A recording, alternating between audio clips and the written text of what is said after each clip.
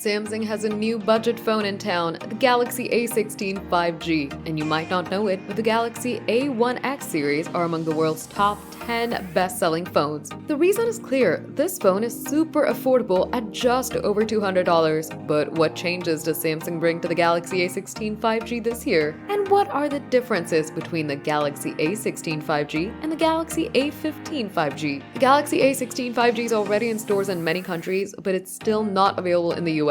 We expect the model to arrive stateside around January 2025. There are two noticeable changes in the A16 5G design: the bigger size and the missing 3.5mm headphone jack. Apart from that, you still have a plastic back and plastic frame, which help the A16 5G feel just as light as the A15 5G, but at the same time, just as plasticky too. Despite this cheaper feel, plastic has some advantages. First and foremost, it won't break like glass, so this might help you decide to go caseless with a plastic phone. Buttons are on the right-hand side on both phones, with the power button being flush with the button island and the volume rocker protruding a bit. The power key doubles as a fingerprint reader on the A16 5G, and it's quite accurate, but a bit slower than we're used to on other phones. The A16 5G is also a tiny bit slimmer at 7.9mm. The A15 5G measures 8.4mm. That's a small detail, but it's one we like to see. The screen's bigger on the A16 5G at 6.7 inches, up from a 6.5-inch size on the A15 5G. Both have bigger than usual bezels around the screen, but slightly thinner on the A16 5G. Overall, despite the bigger screen, the width hasn't grown by much. The maximum brightness is roughly the same on these two, reaching nearly 740 nits when measured on an all-white screen, 100%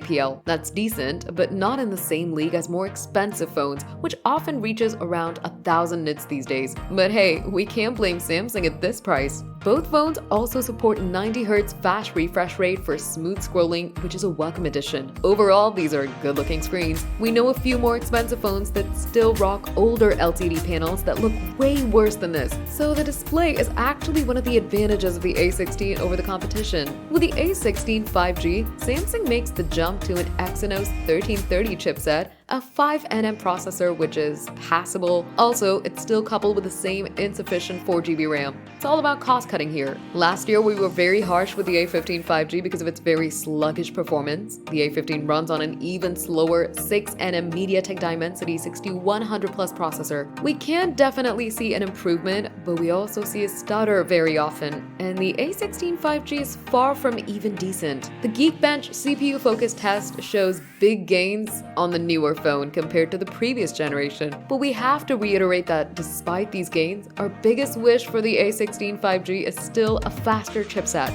The 3D Mark gaming test, on the other hand, shows almost no improvement on the A16 5G, which means that you won't be playing much Genshin Impact on this phone. It's just too slow for those more intense games. But hey, casual games will run okay. The base model of both the A16 5G and A15 5G come with 128GB of storage, which is a good amount. By the looks of it, the Galaxy A16 5G and A15 5G both appear to have 3 cameras on the back, but since the ultra-wide is a 5MP one with not much detail, and the third one is a trashy 2MP macro camera, you essentially only have one useful camera on both phones. It uses a 50MP sensor with f1.8 aperture. On our camera score, we detected a big jump in video quality on the A16 5G, especially when it comes to the main camera and the digital zoom. However, photo quality actually drops by quite a bit thanks to some unexpected changes to the colors and the image processing. With a 5000 mAh battery size on both the A16 and A15, we also expect real-world battery life to be mostly similar. Interestingly, we saw the A16 5G lasts a bit less than the previous model. This is something we see in all 3 of our tests. On our first and lightest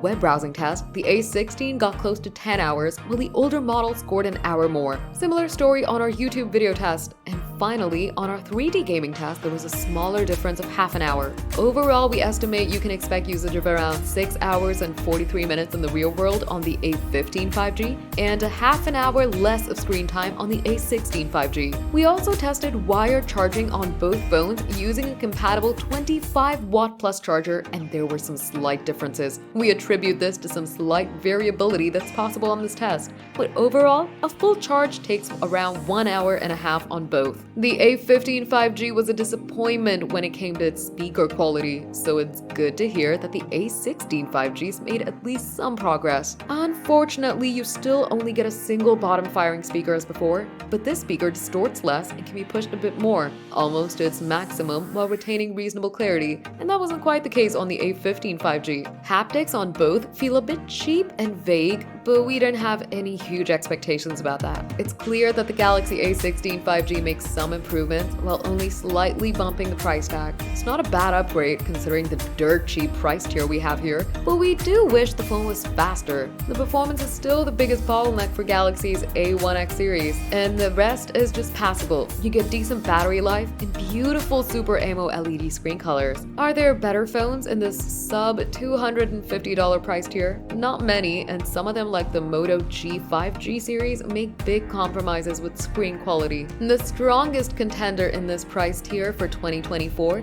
the CMF Phone 1 is unfortunately hard to get in the US, but if you live in Europe, that would be a better and faster option.